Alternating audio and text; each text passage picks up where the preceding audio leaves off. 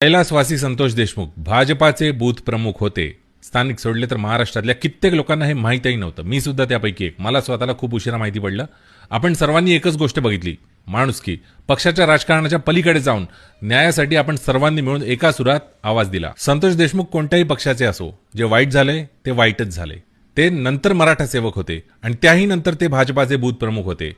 सर्वात आधी ते आपल्या सगळ्यांचे भाऊ होते. आपण सर्वांनी बघितले न्यायासाठी कशा पद्धतीने माननीय आमदार सुरेश अण्णा धस आपल्या स्वतःच्याच युती सरकारवर कडाडले. त्यांची गर्जना अक्षरशः विरोधी पक्षाला लाजवेल अशी होती. क्षीरसागर दादा, बजरंग बाप्पा, माजलगावचे आमदार असे कित्येक राजकीय पक्षातले नेते, सर्वपक्षीय राजकीय नेते देशमुखांना न्याय मिळवून देण्यासाठी एकत्र आलेले दिसले.